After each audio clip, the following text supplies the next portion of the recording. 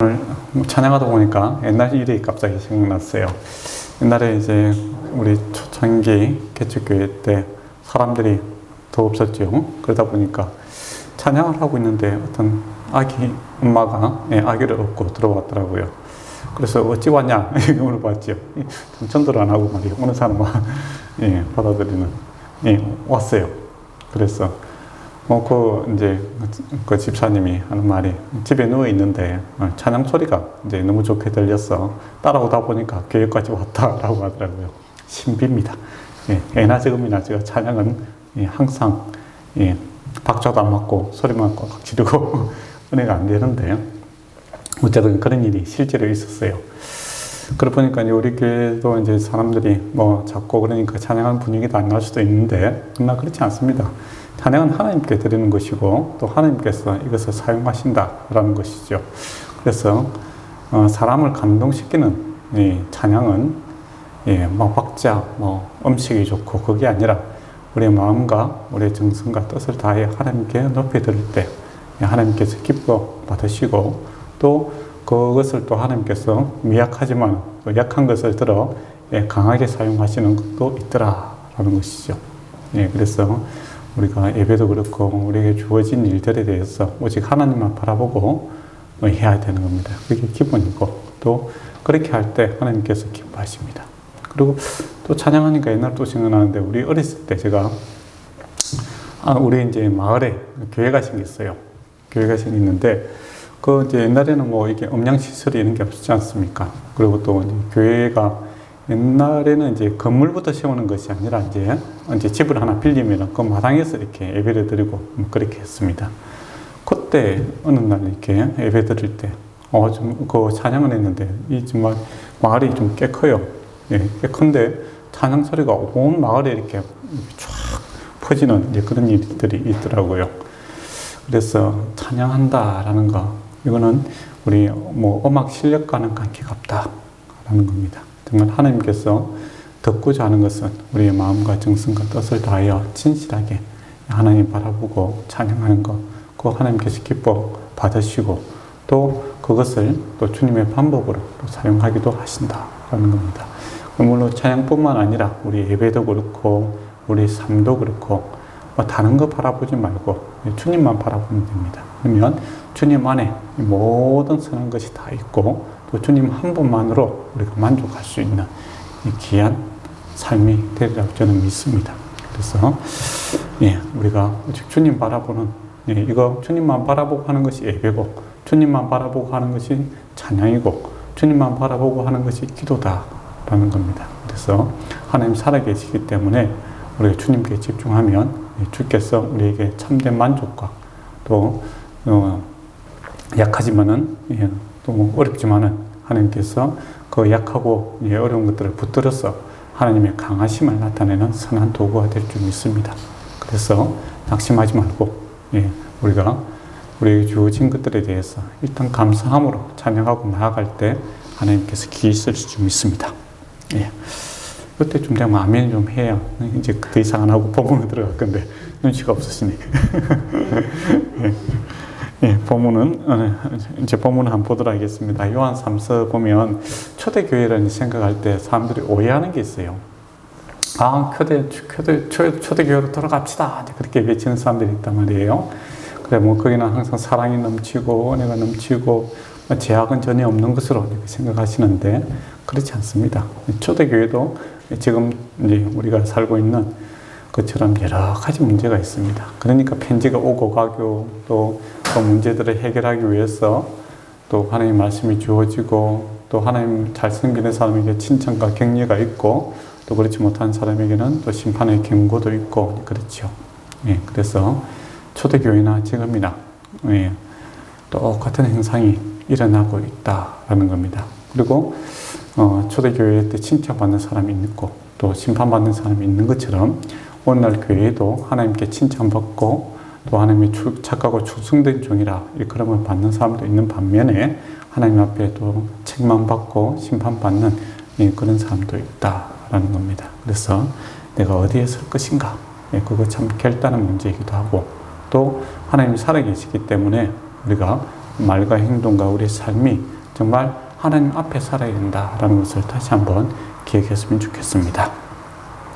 고린도 교회 같은 경우에는 이제 여러 가지 갈등이 있죠. 어떻게 보면 모든 문제, 도시교회가 갖고 있는 종합적인 문제가 다 거기에 들어가 있습니다. 현대 이제 도시화가 많이 되어 있는데 도시교회에서 생길 수 있는 모든 문제들이 어떻게 보면 고린도 교회에 다 종합되어 있다고 볼 수 있고, 또 골로새 교회라든지 갈라디아 교회에서는 교리적인 오류 때문에 문제가 생기기도 합니다. 지금도 이제 교리적으로 또 옳지 않는, 또 약간 의도적으로 옳지 않은 경우도 있고, 욕심에 사로잡혀서 옳지 않은 경우도 있고, 항상 이제 문제가 생길 수 있습니다. 그러면 당신은 다 옳은가? 나좀 옳지 않을 수가 있죠. 그래서 우리가 깨어 있어서 늘 말씀 보고 말씀 앞에서 다시 세워지려고 노력하는 그런 깨어 있음이 필요합니다. 그리고 성도들도 그렇고 목사도 그렇고 서로 깨어 있어야 되겠죠. 그래서 정말 우리가 오직 성경, 하나님 말씀대로 지금 되어가고 있는가를 서로 이렇게 잘 살피는 그런 일들이 반드시 필요합니다. 그렇지 않으면 이단들이 이제 교회 안에 들어와서 득세하는 경우들이 있지요.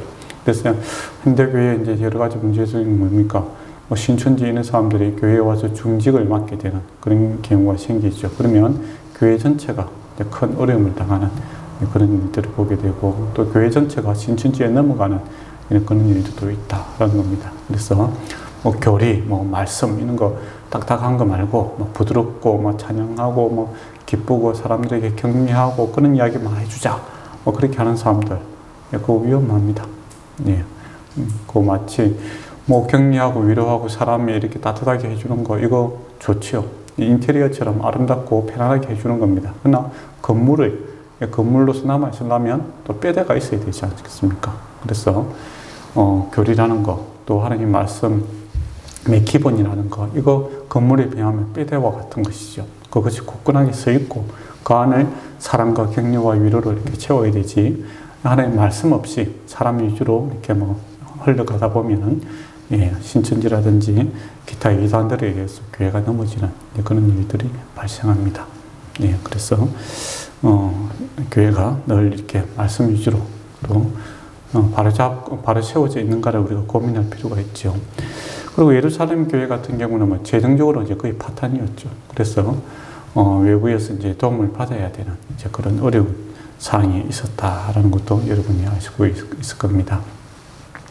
그리고 라우디아 교회 같은 경우는 미온적인 교회죠. 이것도 아니고 저것도 아니고 술에 물 탄 듯, 물에 술 탄 듯, 좀 이상한 어쨌든 좀 제 역할을 하지 못하는, 자는 것도 아니고 깬 것도 아니고 비몽사몽한 그런 모습으로 있는 교회가 라우디아 교회였습니다.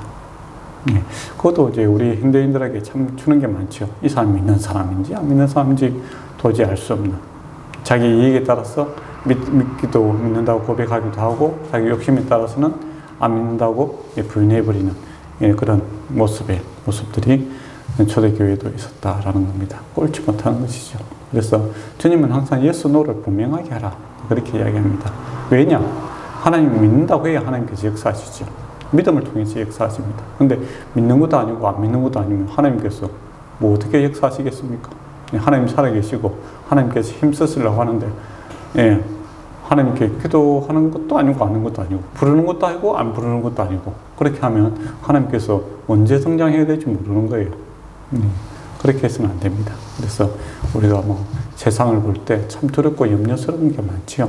강합니다. 세상이 만만하지 않아요. 그러니까 사람들이, 믿지 않는 사람들이 다 염려, 걱정 속에서 살아가지 않습니까? 두려움 공원에 살아가는 거고, 저와 여러분도 가난 족속을 만난 것처럼 그 안악 족속이고 우리는 메뚜기 같다, 그런 쪼그라드는 마음이 생길 수밖에 없어요.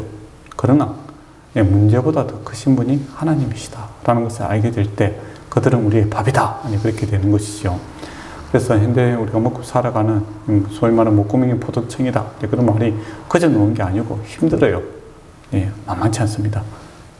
그렇지만은 이 모든 것을 창조하시고 우리를 사랑하시고 또 우리 능히 두시고 또 찾는 자에게 상 주시기를 기뻐하시는 하나님이 나를 자꾸 부르라, 그렇게 이야기하고 있지 않습니까? 그러면 하나님을 찾아야 되죠. 그렇게 볼 때 우리가 담대함이 생깁니다. 뭔가 갖고 있어야 담대하지요. 아무것도 없는데 뭐 담대한 사람은 이거는 정상이 아니에요. 예.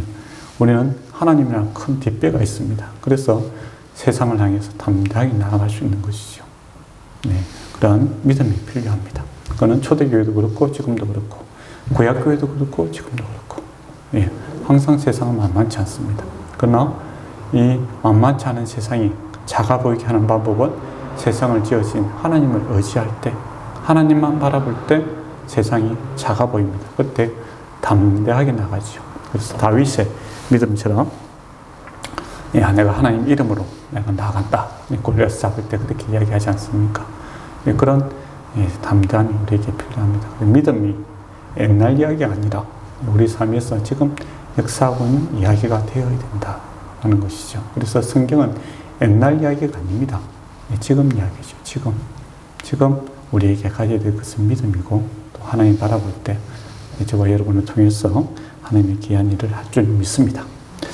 그럼 오늘 본문 이제 1장 1절에 보면 장로인 이 장로는 누굽니까? 사도 요한이죠.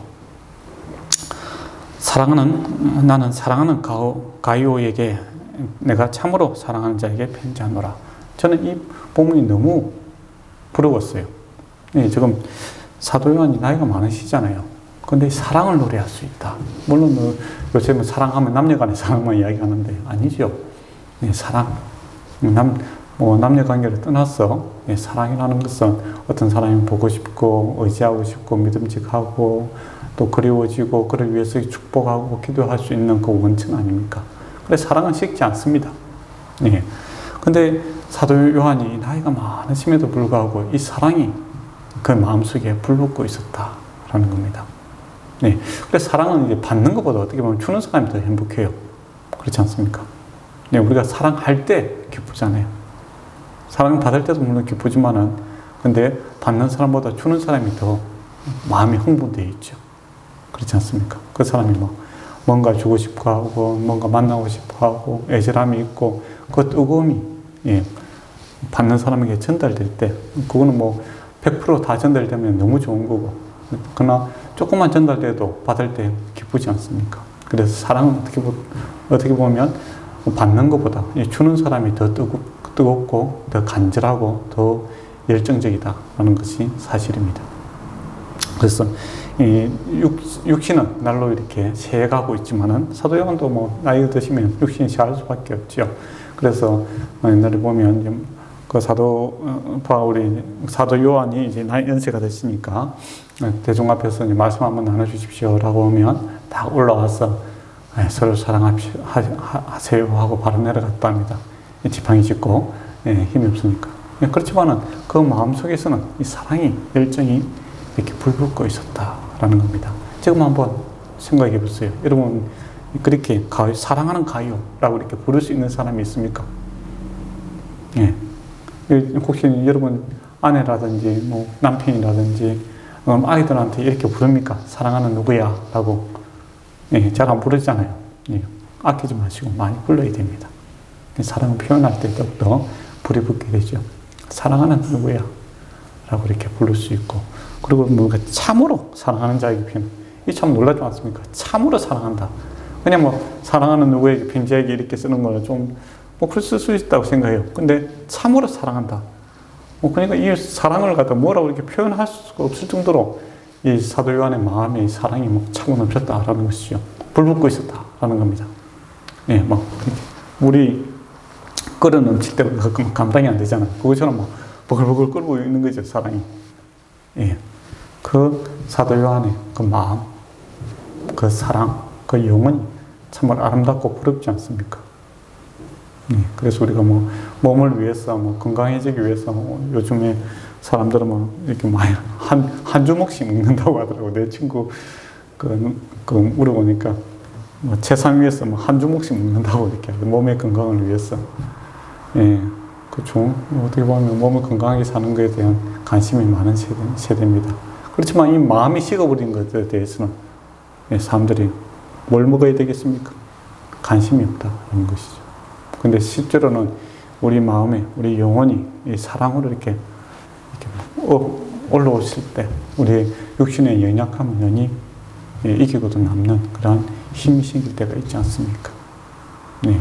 그래서 우리 식어버린 이 사랑을 다시 불태워야 됩니다. 사랑은 좀 받아야 되지. 그게 아니라 사랑을 줄 때 사랑이 차고 넘칩니다. 그래서 사랑은 참으로 사랑하는 자에게 편지하노니 라고 이렇게 말할 수 있는 그런 사랑이 좀 넘쳤으면 좋겠고, 또 사랑을 표현할 수 있는 그런 표현력이 좀 있었으면 좋겠어요. 예. 가교도 그렇고 사도 요한도 그렇고 같은 남자들이 있겠는데 뭘 사랑한다고 이야기하고 참으로 사랑한다고 낯간지럽다 그렇게 생각할 수 있겠죠. 그러나 사랑은 그런 겁니다. 표현해야만이 전달될 수 있고 알 수 있는 것이죠. 그래서 일단 정말 내가 사랑해야 되는 사람들, 가족들 아닙니까? 그리고 교인들, 또 서로 친구들에게 이렇게 사랑을 한다고 표현할 수 있는 그런 시간들과 그런 에너지를 좀 사용하시기 바랍니다. 그렇게 하면 사랑이 소멸되는 것이 아니라 내 안에서도 두 배로 이렇게 차고 넘치고 또 전달받는 사람도 식어가는 사랑에 기름을 붓는 것처럼 다시 올라올 수 있다라는 것이죠. 근데 이 사랑하는 이유를 보면 사랑한 자에게 내 영혼이 잘됨 같이 내가 범사에 잘되고 강건하기를 내가 강구하노라 라고 되어 있죠. 이거 주현규 목사님이 많이 사용하고 한국 교인들은 거의 다 아는 것이죠. 그래서 잘 아는 말씀입니다. 근데 이 말씀이 이제 특히 1세기에 쓰여졌다라는 것에 관점을 두면 더욱더 의미가 크다라는 겁니다. 1세기 때 이제 헬라적 그 문화 배경이 이제 헬라적 사고, 그리스 헬라적 사고를 갖고 있기 때문에 이원론적 사고가 좀 많이 팽배했어요. 그래서 육신은 영혼에 비하면 쓰레기에 비교할 정도로 쓰다가 버리는 것으로 아무것도 아니다. 그런 식으로 이제 생각하고 있는 시대였습니다. 예.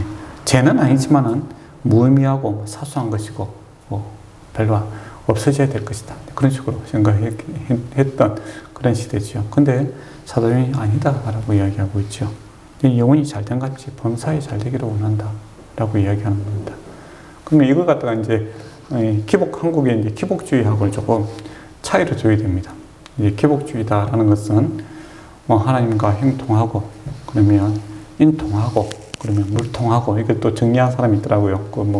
목사님 그런 거 잘하더라고요. 어떤 목사님 그렇게 잘하던데, 신통, 인통, 물통 해갖고, 이거 공식화 시키더라고요. 그래서 거기서 벗어나면 하나님의 복이 아니다. 그렇게 이야기하는 것은 기복주의입니다. 하나님 잘생겨도 병날 수가 있고, 아플 수가 있고, 또 십자가의 길을 걸은 생활에 어려울 수도 있는 것이죠. 그렇지 않습니까? 예, 그러면 신통, 물통, 일통 이 원리로 딱 한다면 세례 요한이라든지 이런 사람들은 큰 저주받은 사람 아니에요. 하나님 잘생기다가 잡혀가고 목이 날아가고 예수님은 십자가 못 박히고 그러면 신통 안 했습니까? 인통 안 했습니까? 그게 아니잖아요. 예. 그래서 이제 이걸 공식화시키면 그건 이렇게 돼야만이 복이고 이렇게 되지 않은 것은 저주다라고 하는 것은 기복주의적 성향이죠. 그러나 여기서 이제 말하는 것은 그런 기복주의인 것이 아니라 그냥 인간적인 측면에서 하나님께서 기본적으로 주시고자 하는 그런 겁니다. 우리가 하나님 잘 섬기고 그렇게 복을 주시겠다 이런 이야기를 하시죠. 예, 그게 우리가 건강해 줄 수 있는 거고 또 물질적으로 풍요해 줄 수도 있는, 그리고 그것을 가지고 잘 섬길 수 있는 그런 일반적인 것을 이야기하고 있죠. 그리고 또 특수한 경우도 있습니다. 하나님께서 하나님을 잘 섬기나 하나님 나라와 의를 위해서 내가 십자가에 지어야 되는 그런 경우가 있죠. 헌신해야 되는 것도 있습니다. 그때 내가 물질이 없었어, 내가 아팠어, 내가 내가 저주받았다 그렇게 하는 사람이 있습니까? 예, 다 그 안에 세상이 감당치 못하는 이 기쁨과 감사가 넘치죠. 그래서 세상이 감당치 못하는 자로 살아갑니다. 그리고 물질에 의해서 좌우되는 사람이 아니죠. 그러니까 요셉 같은 경우에 어떻습니까? 내가 국무총리 돼서 내가 성공했는 거다. 봐라, 하나님 챙기면 이렇게 된다. 그런 이야기 안 했잖아요. 자기가 국무총리 돼서 사람의 생명을 살리는 일에 집중하고 있는 것을 보게 됩니다. 지위에 집착하지 않죠. 그게 복이다 라는 것이 아니라 내가 하나님의 일을, 사람을 살리는 일을 하나님께 장중에 붙들림 받은 것을 기뻐하고, 다니엘도 그렇지 않습니까? 왕들은 다 죽고 나는 계속 이 자리에 근세를 유지하고 있다. 이게 복이다. 이게 이야기 아니잖아요. 예, 그래서 우리가 하나님 잘 섬기고 또 하나님과 사랑 관계 속에서 살아갈 때 범사에 잘 되기를, 오늘 저도 그렇고 여러분을 위해서 늘 기도합니다. 잘 되기를 원하고 있죠. 예, 그게 일반적인 그런 기도고 그게 나쁘지는 않다라는 겁니다. 근데 한국교회에서 보면 이제 두 가지 이제 갈래가 있는 것 같아요. 신통물통 일통 해갖고 요거 이제 요렇게 가야만이 복이고 요거는 저주다라고 하는 사람이 있고, 또 이게 이제 반대급부로 이제 옛날 헬라 사람들처럼 신앙이라는 것은 뭐 고귀한 것이고 막 이거 돈이라든지 뭐 이런 건강 이런 것들은 막 아무것도 아니고 썩어 없어져야 될 건데 거기 집착한 것은 또 신앙이 아니다 이렇게 하고 딱 그렇게 이분론적으로 이렇게 이야기하시는 분이 있는데 그렇지 않다라는 겁니다. 일반적으로는 하나님께서 우리에게 능력간에 복을 주시기를 기뻐하시는 분이고, 또 그 복을 받은 사람이 그 물질에 매이는 것이 아니라 하나님 덕 바라보고 또 주어진 사명들을 더욱더 체계적으로 효과적으로 효율적으로 또 섬기고 사랑하는 데 사용하는 것이 하나님의 방법이다라는 겁니다. 그런 의미에서 우리 교인들도 영육간에 이렇게 강건해지고 복을 받기를 정말 축원합니다. 혼자만 잘 먹고 잘 살아갈 소리가 아닙니다. 하나님께 주신 것을 가지고 하나님의 사랑을 잘 표현하고 전달하는 통로의 삶, 수혜자의 삶, 은혜의 수혜자이기도 하지만 이 통로의 역할을 잘해야 그 역할을 잘 감당할 수 있겠죠. 그런 의미에서 이익입니다. 그래서 사랑과 진리 안에서 이렇게 행할 수 있는 그런 사람이죠. 그러니까 여유가 있어야 남을 돕지 않겠습니까? 그죠? 네. 그러니까 주신 것을 가지고 진리 안에 살면서 이 가요란 사람은 사람들을 잘 섬겼다라는 겁니다. 마음만 있는데 우리가 또 섬길 물질이 없으면 그거 참 안타까운 일인데, 하나님께 주신 그 근세와 또 물질을 가지고 잘 섬겼다라는 겁니다. 그럼 어떤 사람들이 생겼는가라고 했을 때, 이제 1세기 때는 이제 두 종류의 이제 그 사역자들이 있었죠. 순회, 돌아다니면서 이렇게 말씀을 전가하는 사도와 또 사도들의 그 일행과 같이 또 선지자들처럼 하나님의 말씀을 갖다가 돌아다니면서 증거하는 그런 사람들이 있었습니다. 또 그럴 수밖에 없는 게 기독교가 초창기니까 이렇게 예수 그리스도의 복음에 대해서 깊이 있게 하는 사람들이 좀 작았겠죠. 그런데 성령의 역사가 워낙 빠르게 일어나니까 교회가 많이 생기는 거예요. 그래서 교회 씨앗을 뿌리고 이제 물을 주고 성장시키고 성숙시키기 위해서는 이 사람들이 순회하면서 말씀을 가르치고 전달하고 바로 세우고 가고 해야 되는 일들이 필요했던 겁니다. 그리고 이제 두 번째 사역자들은 이 지역에서 이제 목사라든지 교사라든지 지역에서 이제 딱 장로라든지 그 지역을 이제 섬기는 이제 그런 사람들도 있었죠. 지금 같으면 이제 한 지역 교회가 있는 것입니다. 예. 근데 이제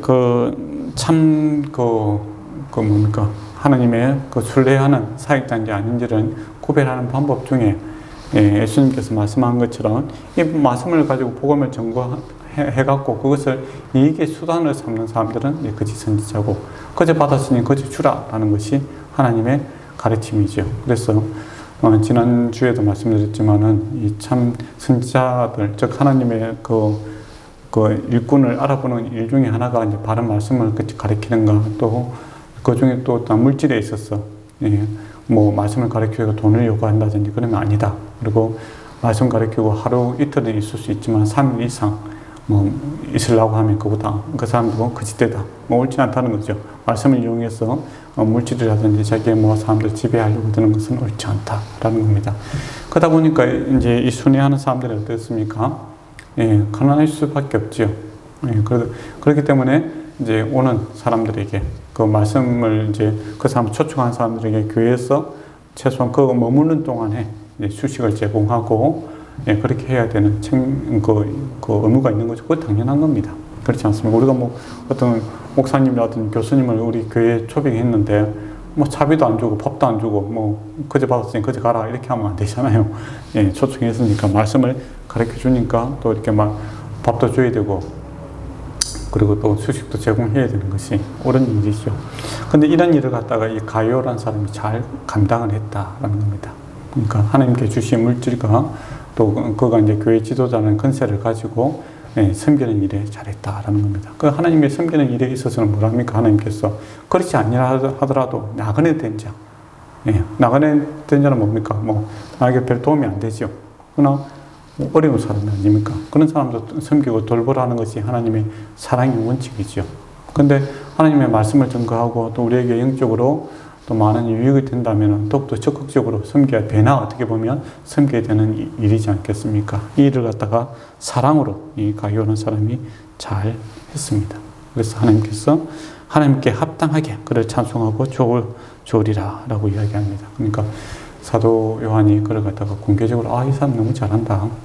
그리고 하나님의 마음에 합한 자다라고 이렇게 이야기를 하고 격려하고 그의 행동을 이렇게 세워주고 있는 그런 모습을 보게 되죠. 물론 가룟가 뭐 이렇게 칭찬받기 위해서가 한 목적이 칭찬받기 위해서가 아니라 하나님의 사랑과 하나님의 은혜가 임하니 하나님의 닮는 사람으로서 그렇게 했다라는 것이죠. 거기에 대해서 뭐 하나님께 했으니까 우리는 모르겠고 뭐 그렇게 하는 것이 아니라 같이 기뻐하고 같이 격려해주고 그런 사람들을 이제 더욱더 많이 일어날 수 있도록 하는 것도 지도자의 몫입니다. 어떤 사람들은 뭐 하나님께 했으니까 뭐 사람들에게 칭찬받으면 뭐 그 은혜 떨어진다 막 그렇게 하고 뭐 시기 질투하는 사람도 있고 그렇더라고요. 그렇지 않습니다. 하나님께 잘하는 것, 우리가 격려하고 위로하고 또 함께 이렇게 같이 모닥불을 같이 피워가는 그런 일들이 필요하죠. 그리고 구약에도 뭡니까? 서운한 자에 대해서 나는 서운하지가 몰래 서운한 것이 아니라 같이 서운한 것을 가족들과 주위의 사람들에게 이야기하고 마쳤을 때 또 음식을 화목제물로서 나눔으로써 이 기쁨과 또 하나님 앞에 살고자 하는 이 분위기가, 이 불꽃이 이렇게 퍼져가도록 이렇게 하는 것이 하나님의 방법이시요. 그래서 우리가 하나님 앞에 바로 서가고 또 하나님 앞에 열심히 하는 자들을 격려하고 위로하고 또 나도 그와 같이 주님을 섬기겠다라는 인정하고 그런 모습들이 반드시 필요합니다.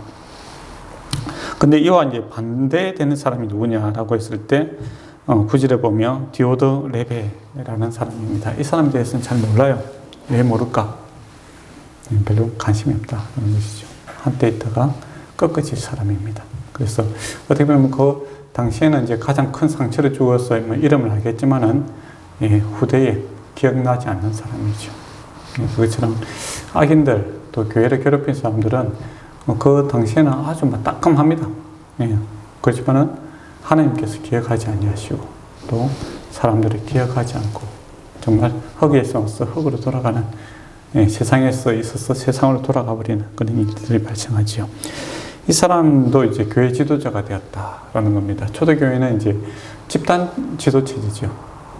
어떤 사람에게 다 이렇게 권력이 주어지는 것이 아니라 여러 지도자를 세워서 함께 협력해서 주를 섬기라라는 겁니다. 그게 안정적이죠. 근데 이제 디오도 레베라는 사람은 사도들의 가르침에 이제 위배되었고 자기 혼자 이렇게 독점을 하고자 하는 그런 마음이 생겼다라는 겁니다.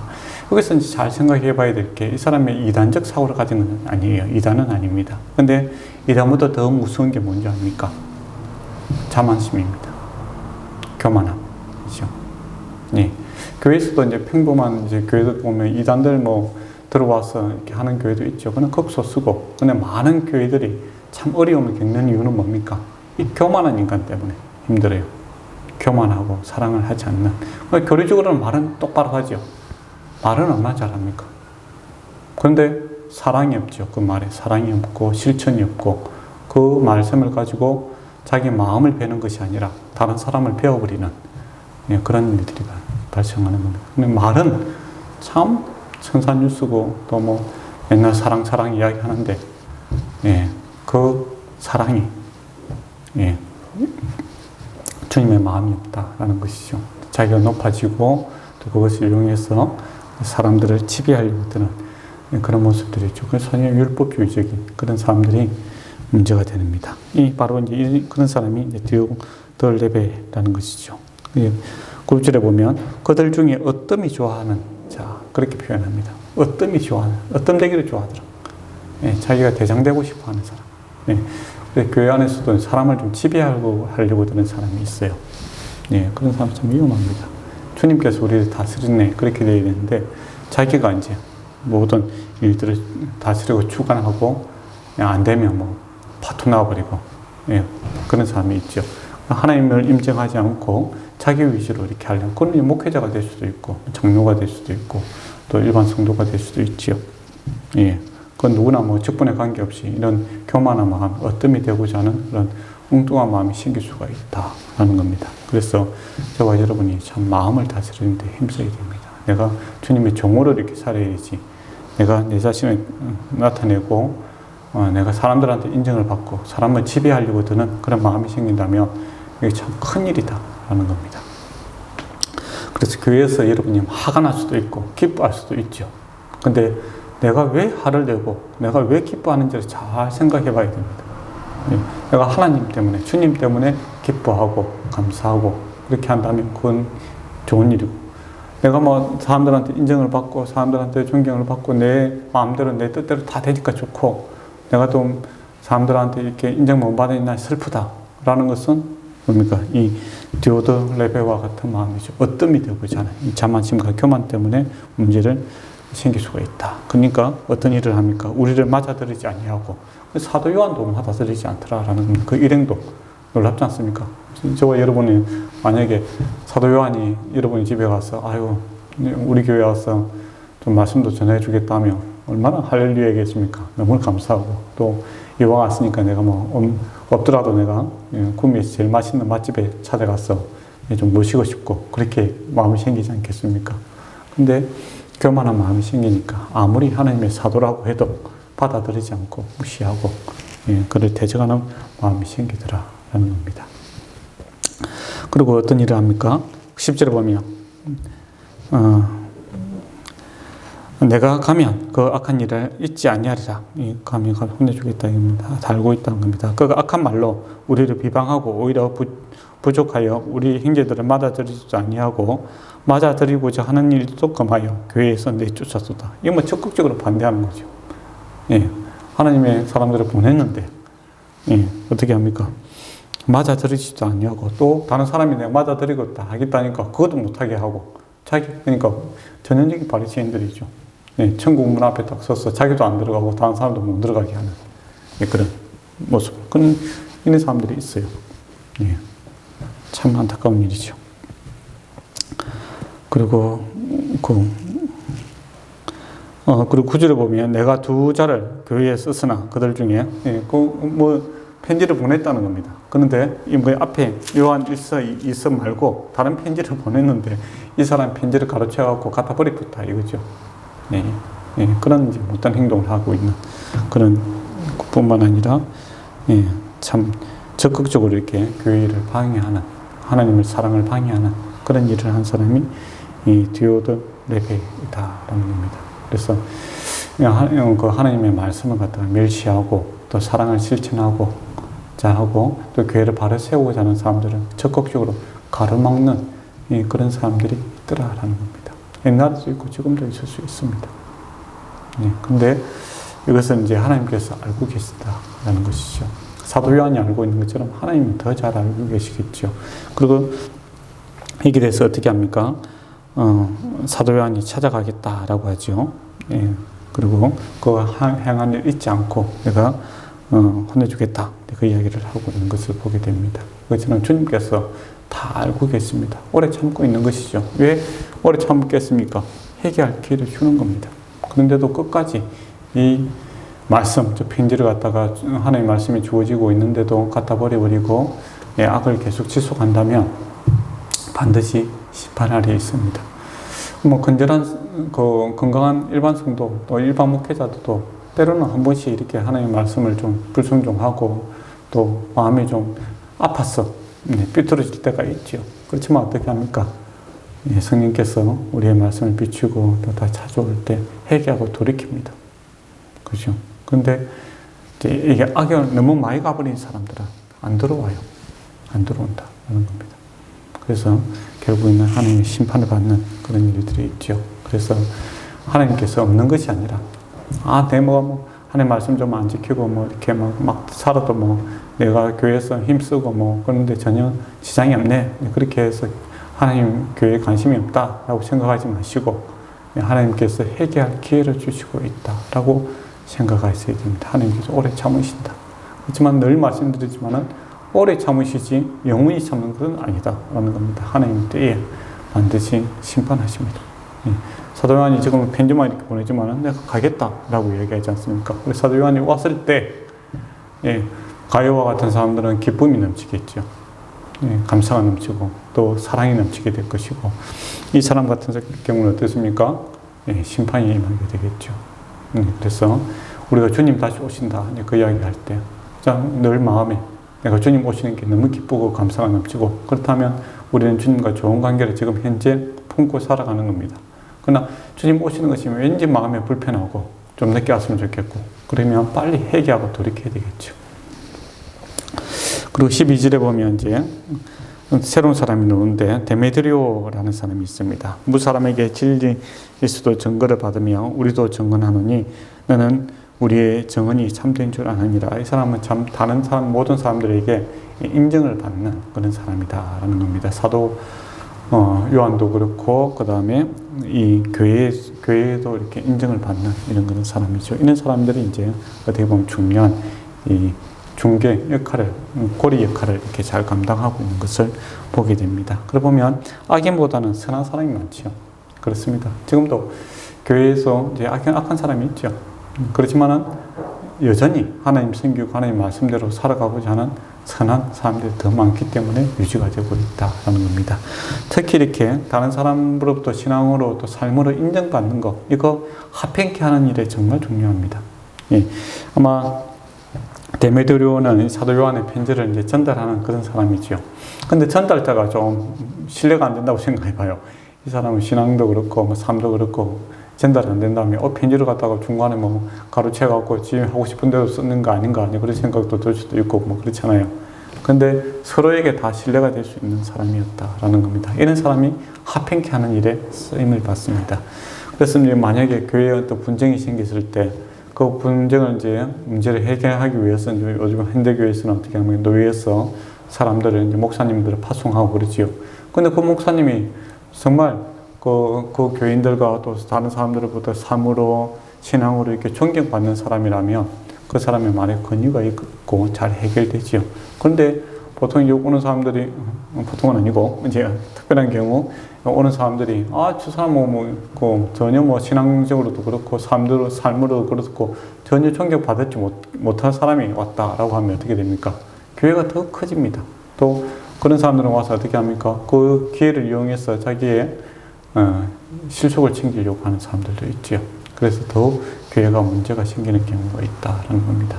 그래서 우리가 합행케 하기 위해서, 또 합행케 하는 일에 쓰임을 받기 위해서는 하나님과의 관계가 잘, 이게 신앙이 잘, 신앙생활 잘 해야 되고, 또 사람들과의 관계 속에서도 사랑으로, 믿음으로 이 관계가 원만하고 잘 지내는 사람이 또 이 어려운 시기에 귀하게 쓰임을 받을 수 있다는 겁니다. 그래서 하나님께서 쓰시는 사람은 뭡니까? 딱 두 가지 이야기하고 있잖아요. 무 사람으로부터 인정을 받고 있고 하나님으로부터 인정을 받는 그런 사람을 사용하십니다. 돈이 많고 권세가 많고 지위가 많은 사람을 하나님께 쓰는 것이 아니라 깨끗한 그릇을 항상 사용하시더라라는 겁니다.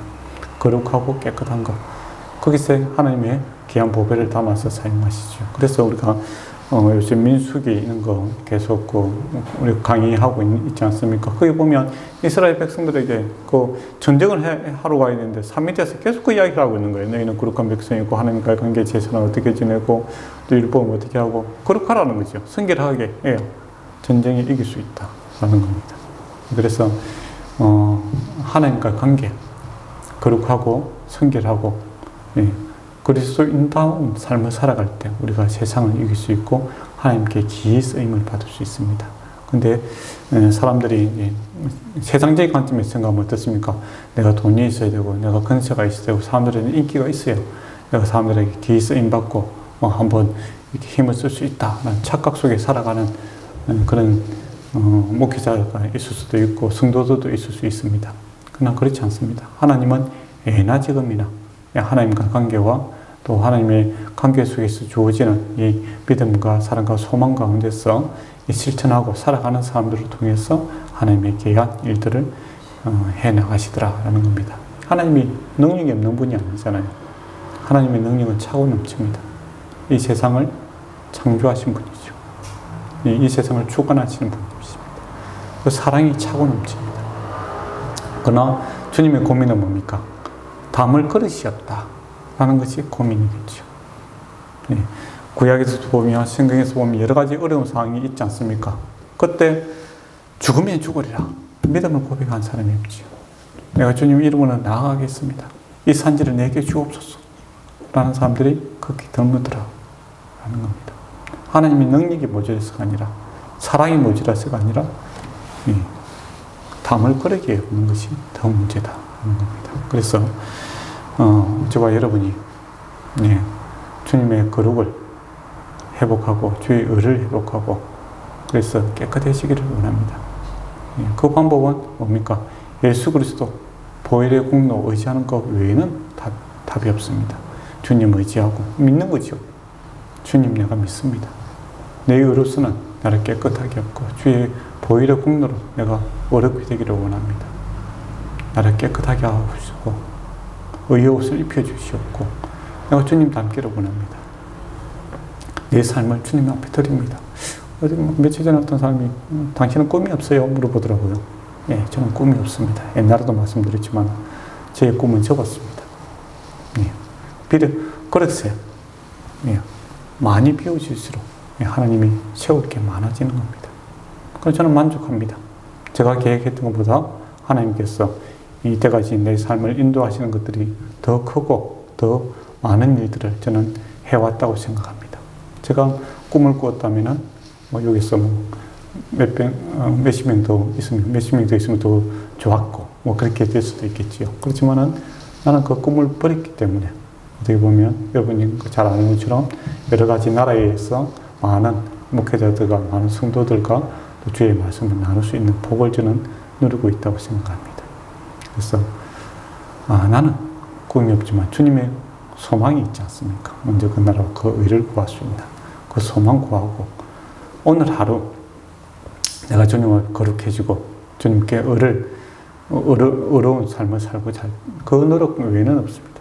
그렇게 하면 주께서 주님의 때에 어떤 모습이든 사용되어진다면 그것이 기쁨이죠. 내가 이루어서 기쁨이 아니라 주님께 붙들림 받고 있다라는 그 자체가 어떤 모습이든지 간에 그 자체가 저는 기쁨이고 저희 소망입니다. 여러분도 같은 꿈 꾸시기를 소망합니다. 기도하도록 하겠습니다. 아버지 하나님 감사합니다. 참으로 우리를 구원하시고 또 우리에게 은혜 베풀어 주심으로 예수하는 복을 허락하신 하나님께 감사드립니다. 나의 힘과 나의 의지하지 않고 주님의 의로 채우게 하여 주시옵고 주님께서 성결케 하시고 또 거룩게 하여 주심으로 주님의 거룩하고 성결한 일에 쓰임받게 하여 주시옵고 주님의 나라와 의를 땅끝까지 전달할 수 있는 그런 복된 삶 살게 하시고 주님과 함께 동행함으로써 하늘의 기쁨과 천국의 기쁨이 우리를 사로잡게 하여 주시옵고 사도 요한이 참으로 사랑하는 자라고 이렇게 고백한 것처럼 우리가 사랑의 고백을 많이 할 수 있는 자들 되게 하여 주시옵소서. 예수님 이름으로 기도드립니다. 아멘.